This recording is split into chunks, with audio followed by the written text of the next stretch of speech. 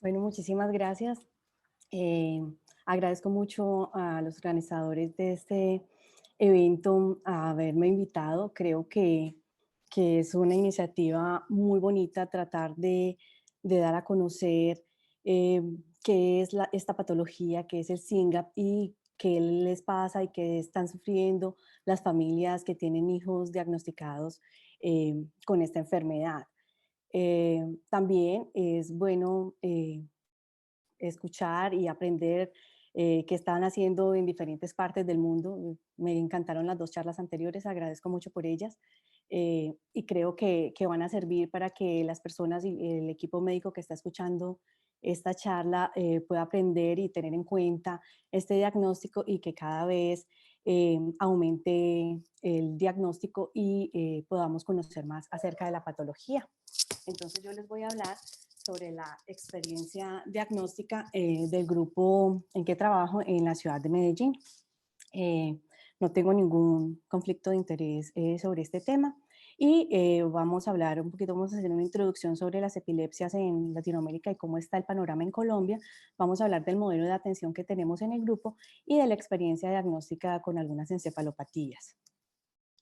Entonces, como ya hemos visto antes, la epilepsia es un trastorno crónico que afecta no solamente el entorno neurológico, sino social de las personas de diferentes edades. Hay algunos picos de incidencia en la niñez y en la edad adulta, pero en general se puede presentar en cualquier edad. En todo el mundo se dice que hay aproximadamente 50 millones de personas con epilepsia y por eso este es uno de los trastornos neurológicos más comunes y se convierte en una de las primeras causas de consulta en nuestros servicios. Y lo que también se conoce es que más del 80% de los pacientes que poseen epilepsia vienen en países que están en desarrollo o que tienen bajos recursos y esto ha hecho que haya una brecha terapéutica entre el inicio de los síntomas y el inicio del tratamiento, lo cual conlleva a que estos pacientes sufran eh, patologías secundarias como los trastornos del desarrollo, traumas y otras patologías asociadas al no tratamiento oportuno.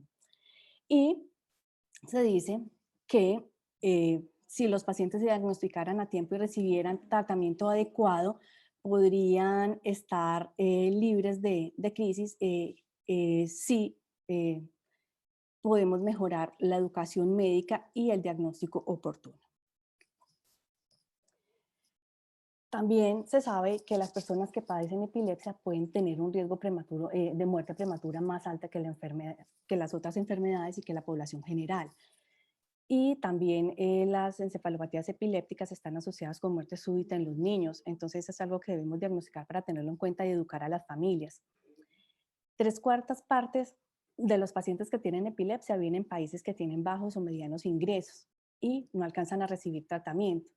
Y en muchos lugares también los pacientes que tienen epilepsia son estigmatizados y sufren discriminación, tanto para los trabajos como para el estudio. Muchos de estos pacientes se quedan sin educación porque no los admiten en las instituciones educativas debido a su condición.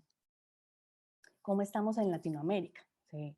En este artículo que publicaron el año pasado, eh, analizaron datos entre 1990 y 2016, sobre todo pues enfocados a la población mexicana, pero también se fijaron en muchos países y encontramos que hay unas prevalencias muy altas de epilepsia.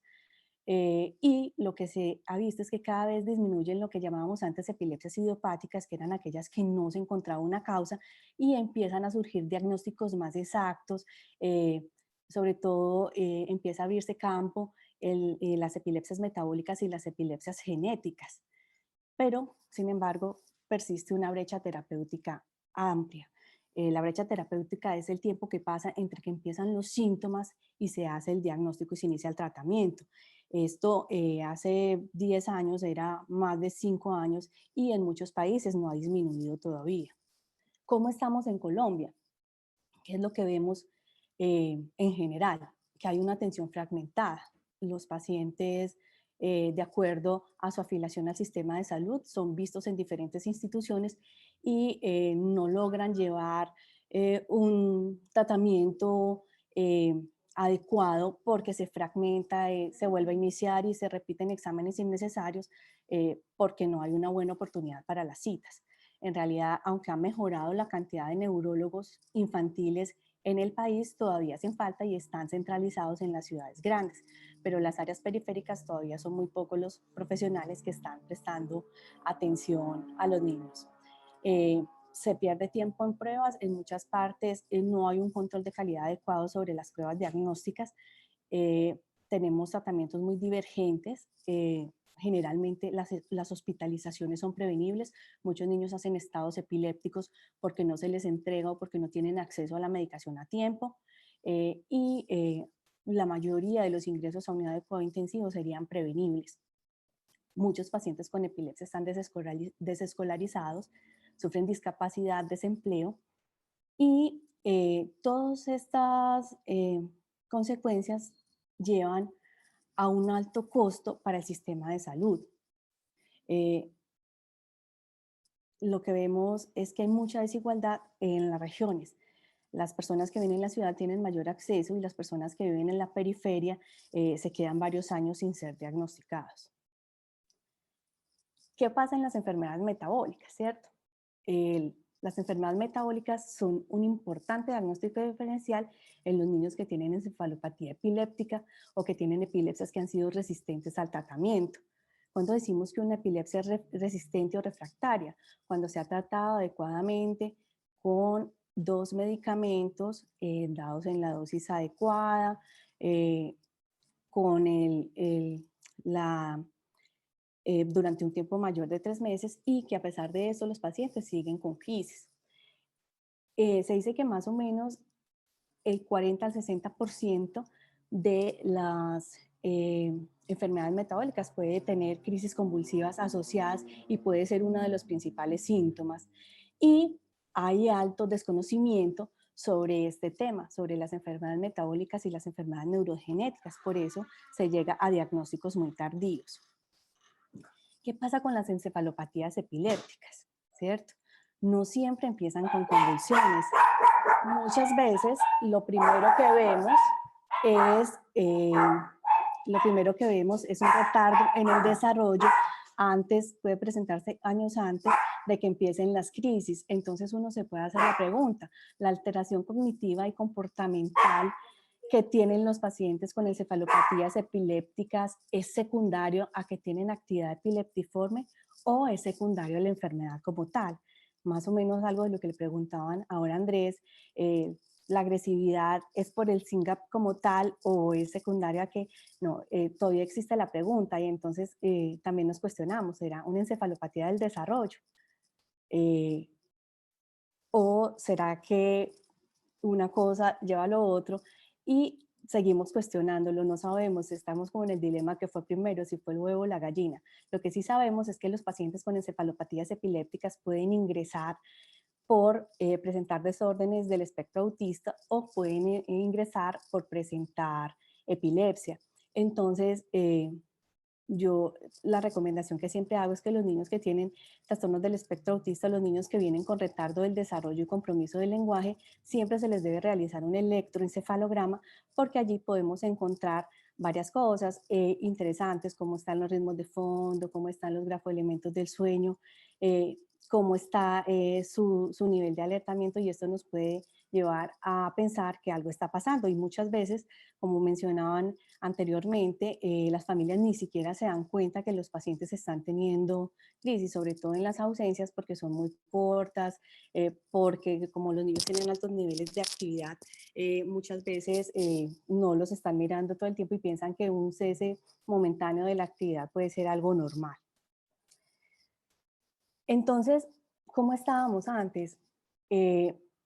Teníamos las encefalopatías epilépticas y el desarrollo que se podían presentar desde etapas tempranas de la vida, pero generalmente nos llegaban los pacientes muy tempranos. Entonces podríamos clasificarlos siempre generalmente por la parte eléctrica. Entonces, no, este paciente tiene una encefalopatía mioclónica, este paciente tiene un síndrome de West, un síndrome de Dravet, tiene un síndrome de 2C, un Lennox, pero generalmente no nos íbamos más allá y empezábamos a tratar farmacológicamente el síndrome epiléptico, pero antes no estábamos preocupados por establecer cuál es la etiología.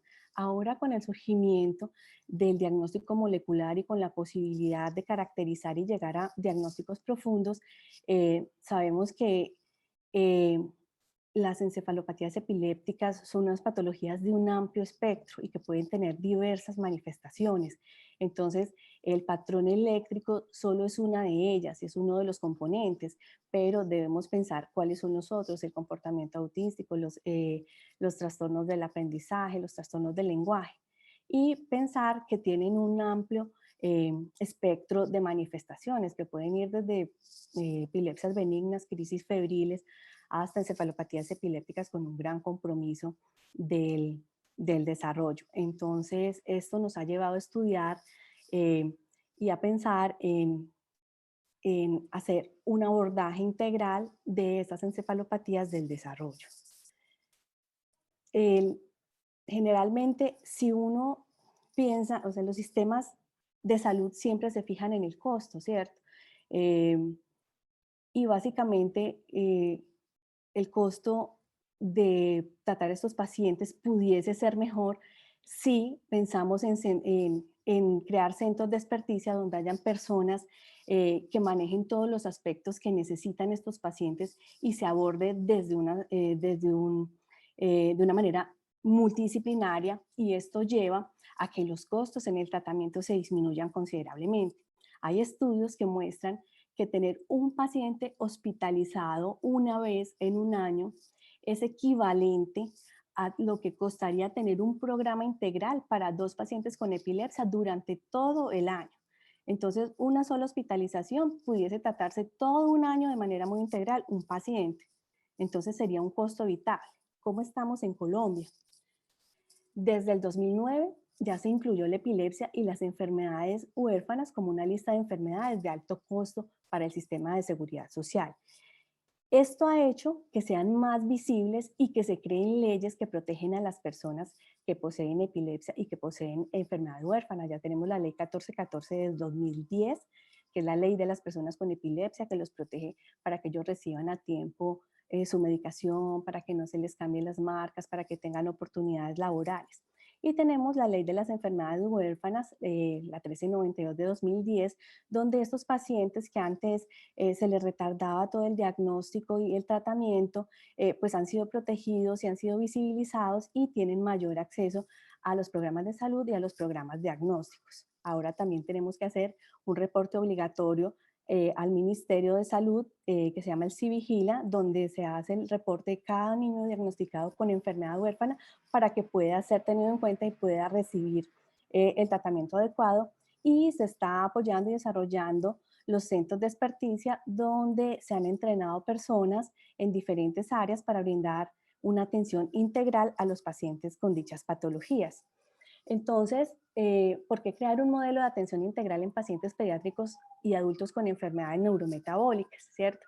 Se demuestra que el diagnóstico, seguimiento y tratamiento temprano puede atenuar el impacto social y el impacto económico que tienen estas patologías en los costos de los servicios de salud. Y en el área, en el departamento donde nosotros nos encontramos ubicados, pues tenemos un aislado genético, tenemos una alta prevalencia de las enfermedades neurometabólicas y neurogenéticas, y esto es un poco mayor que en otras áreas, pero también sabemos que Colombia es un país que tiene muchos sitios con aislamiento genético. Tenemos Boyacá, tenemos algunas regiones de los Santanderes y algunas regiones de la costa norte. Entonces, reproducir los sistemas de atención integral puede llevar a ser muy costo efectivo en esas áreas. ¿Por qué crear esto? ¿No? En el Hospital Pablo Tobón Uribe, que es la institución donde yo trabajo, hemos venido desde el año 2008 tratando de formar grupos para manejar integralmente diferentes patologías. Entonces esto apunta a hacer un diagnóstico rápido, oportuno, a que esos pacientes sean tratados. Y antes nos llamábamos el grupo de errores innatos del metabolismo porque básicamente veíamos más enfermedades metabólicas, pero ahora decidimos ser o cambiar un poco el nombre, decir es el grupo de enfermedades neurometabólicas, porque vemos que muchos de los pacientes no eran metabólicos, sino que eran neurogenéticos y estos pacientes lo que tenían eran encefalopatías epilépticas. Entonces, este grupo, el hospital ha hecho un esfuerzo grande en entrenarnos, en enviarnos a diferentes partes del mundo a formarnos para poder dar un manejo integral y estamos compuestos por neurología infantil, epileptología, neuroradiología, gastropatología, tenemos nutrición, el programa de cuidados paliativos, neumología, neonatología, trabajamos pues a la mano del laboratorio y de la bióloga molecular y contamos con 2 genetistas de alta calidad pues que nos han ayudado a hacer y a direccionar estos grupos.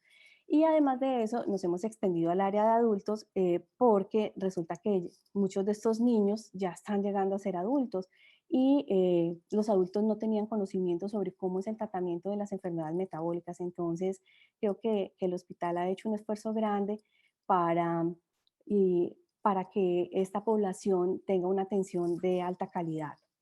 El objetivo es dar una atención integral a las personas que sufren enfermedades neurometabólicas y así a su familia también para mejorar su calidad de vida con un personal idóneo, con alto valor científico y así poder impactar en la sociedad.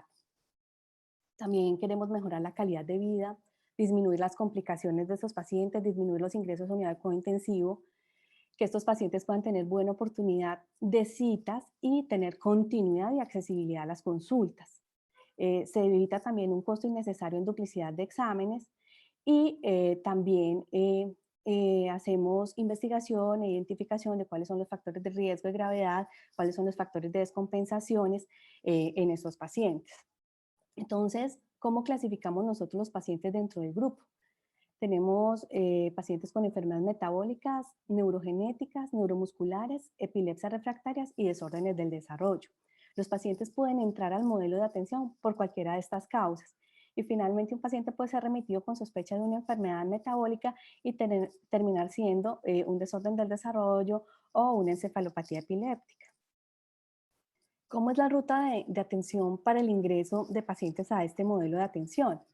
Entonces, los pacientes pueden ingresar por consulta externa o por el servicio de urgencias del hospital y es diferente la ruta que se traza si es un paciente con una enfermedad metabólica ya diagnosticada o neurometabólica o si es un paciente en el cual vamos a sospechar y vamos a empezar un proceso de diagnóstico. Si es un paciente que viene ya con una enfermedad neurometabólica diagnosticada, de todas maneras hacemos una recolección de todos los datos de la historia clínica antigua, revisamos los laboratorios y las imágenes y vamos a mirar los estudios moleculares y genéticos que tiene. Si ese paciente sí está diagnosticado, se hace pues la confirmación y se empieza tratamiento y seguimiento y se queda en el modelo de atención.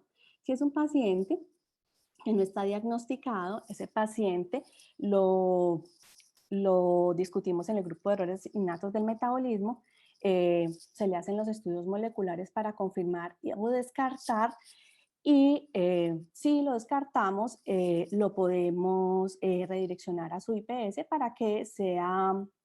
eh, para que sea atendido en una IPS donde no, pues que que no tenga el nivel este nivel de atención o que lo puedan atender para su patología específica.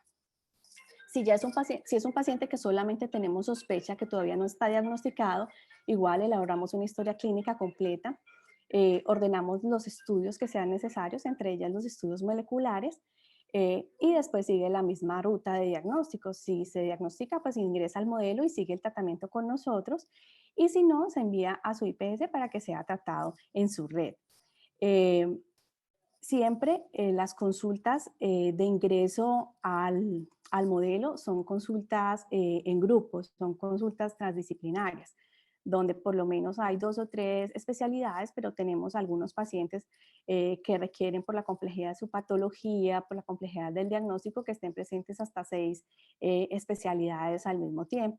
Entonces contamos con la posibilidad de estar genética, neurología, neumología, genética, neurología, psiquiatría, genética, neurología, psicología, patología. Entonces hacemos consultas donde se hace una atención integral y donde se puede discutir inmediatamente el diagnóstico del paciente para agilizar, y esto ha llevado a que se disminuyan los tiempos de diagnóstico y los tiempos de inicio de tratamiento, y en algunos pacientes que se pueden beneficiar de trasplantes o de algunas terapias específicas, pues se pueda hacer dicha terapia más rápido. También contamos con otras patologías, tanto en el área pediátrica como en el área de adultos. Yo hablo más de pediatría porque es mi área, pero realmente el modelo funciona para adultos también. ¿Qué valor agregado trae tener un modelo de atención? Hay una evaluación directa por grupo, eso puede tener una mayor precisión en el diagnóstico, hay educación al paciente, se pueden medir indicadores y resultados y este hace que se puedan mejorar los procesos, hay entrega de la información necesaria para hacer la gestión y digamos en el modelo contamos con personas que se encargan de tramitar las órdenes para que la vida de los pacientes sea un poco más fácil. Siempre hacemos asesoría por correo, por teléfono, apoyamos la capacitación, siempre se discuten en staff los casos difíciles y refractarios y esto mejora la adherencia y el tiempo de diagnóstico. En el último año, en el grupo se evaluaron 792 pacientes con epilepsia y hubo un ingreso de 755 pacientes nuevos en un modelo que creó el hospital junto con una de las EPS de la ciudad para la atención de dichas patologías. Esto ha hecho que se disminuya el tiempo entre el ingreso y la confirmación diagnóstico, cada vez es más rápido y más fácil para el paciente. Y vimos pues en la experiencia de la pandemia que se retrasaron las ayudas diagnósticas, pero no se atrasó la oportunidad de la cita. Realmente nosotros nunca paramos, solamente en las primeras 2 semanas de pandemia, del resto estuvimos en telemedicina o consulta presencial y seguimos pues sin disminuir o sin hacer que los pacientes tuviesen que esperar más por la atención. Y lo que también hemos podido ver en el grupo, no solamente tenemos pacientes de esta EPS, tenemos pacientes de otras EPS, es que hay una gran diferencia en el tiempo de diagnóstico dependiendo de la afiliación al sistema de salud. Eh, en nuestro país, las familias o las personas que pertenecen a algunas poblaciones especiales como fuerzas militares, como los maestros, tienen sistemas de salud que son bastante difíciles y demoran mucho los diagnósticos.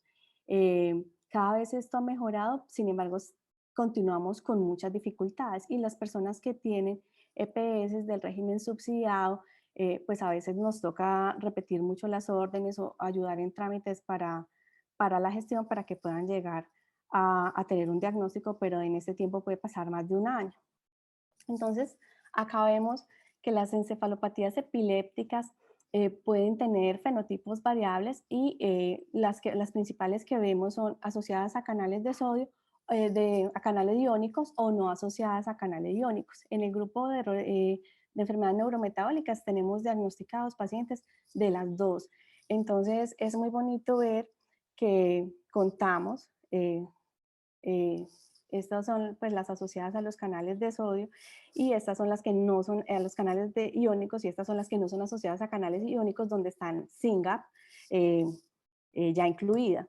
Y vemos que en la población que nosotros estamos manejando tenemos pacientes con síndrome de Rett, tenemos pacientes con síndrome de Dravet, que son pues la gran mayoría, tenemos pacientes con encefalopatía epiléptica del desarrollo 17, que son los GNA01, y tenemos pues anécdotas muy interesantes porque cuando diagnosticamos el primer GNA1 solamente habían publicados en la literatura 12 casos y me preguntaba la mamá, ¿qué va a pasar con mi hija? ¿Qué le va a pasar después? ¿Cómo va a ser ella? Y dije, vamos a irlo averiguando con el tiempo porque hay muy poco descrito y ya cada vez se han diagnosticado más pacientes. Tenemos el SYNGAP1, que también se ha clasificado como la encefalopatía epiléptica del desarrollo 54. Tenemos pacientes con deficiencia del transportador de glucosa cerebral, tenemos pacientes con encefalopatías mioclónicas estáticas, tenemos los pacientes con encefalopatía epiléptica del desarrollo tipo 4, que son los STXBP1, que ya tenemos varios pacientes en el grupo, tenemos los GREEN, tenemos muchos pacientes con cromosomopatías y es interesante ver que teníamos pacientes que aunque tenían toda la clínica de una encefalopatía epiléptica, los primeros estudios metabólicos moleculares fueron negativos y seguíamos insistiendo y ahora con la realización de los exomas y con la posibilidad de reanalizar cada año estos exomas, hemos podido diagnosticar patologías como el RAC, 3, que es un desorden del neurodesarrollo. Realmente hay descritos pocos casos, pero es de un paciente que había tenido un exoma negativo y en los reanálisis, como cada año se describen nuevas patologías, más de 50 por año, entonces están entrando estos pacientes y tenemos la posibilidad de reanalizarlos.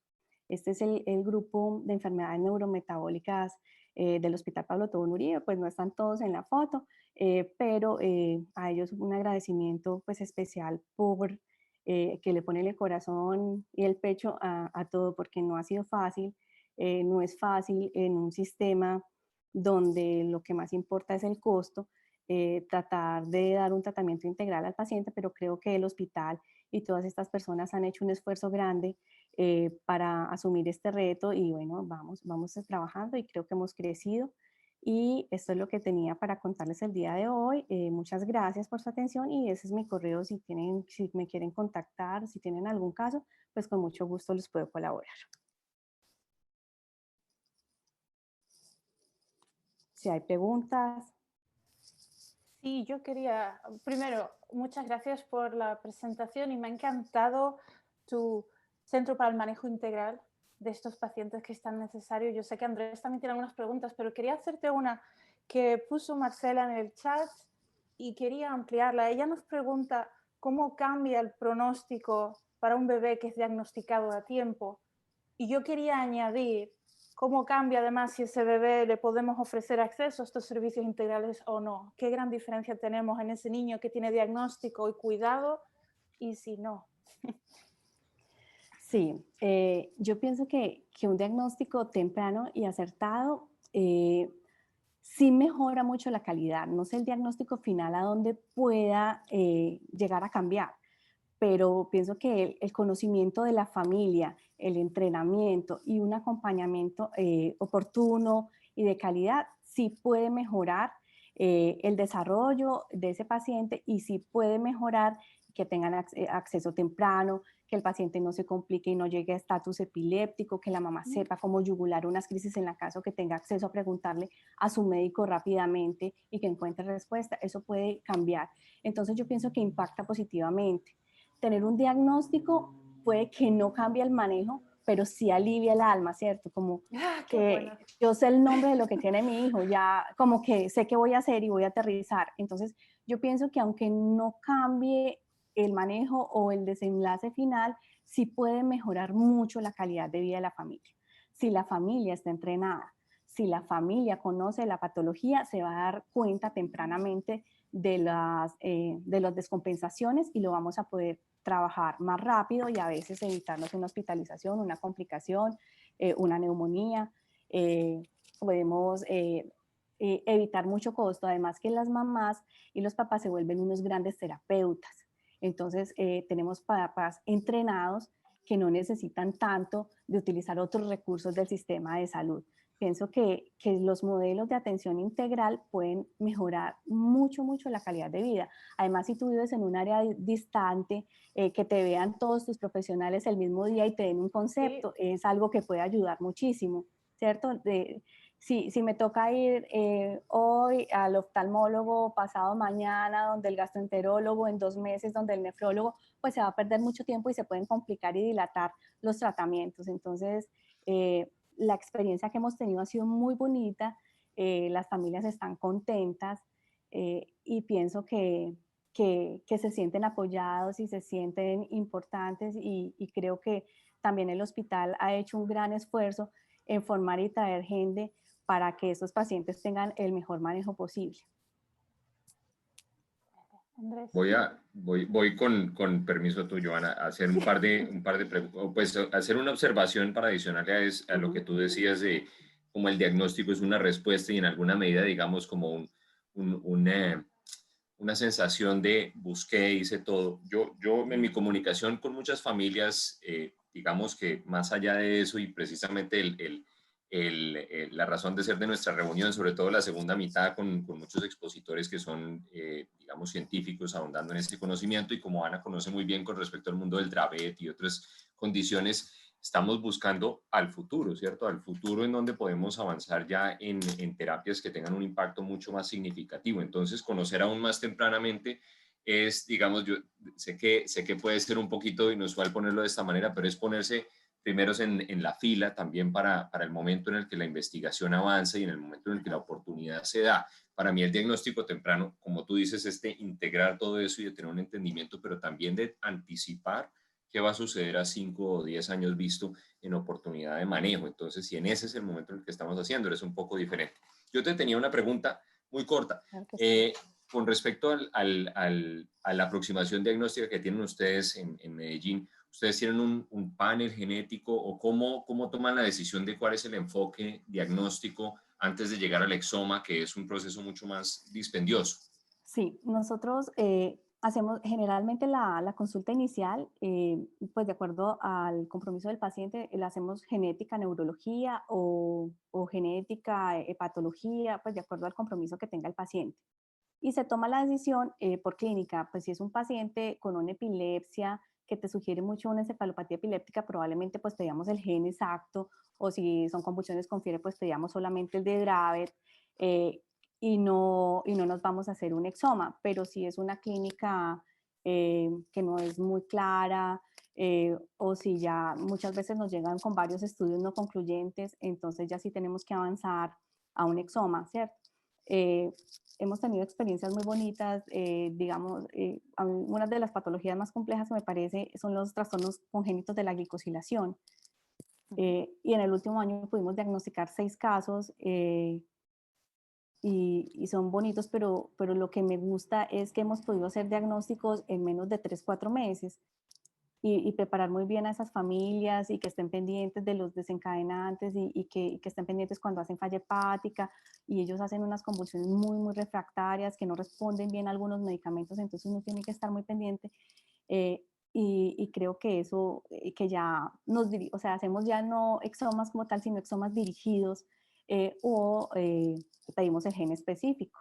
Entonces eso ha mejorado mucho. Nosotros tenemos una alta incidencia de hiperglicemia no cetósica, creo que más que en cualquier otro país, y ya simplemente pedimos el gen porque la clínica es muy precisa. Entonces simplemente lo pedimos para confirmarlo, pero creo que el que uno aprenda y se instruya en eso y se forme hace que también se disminuya el costo en pedir exámenes que no sean necesarios.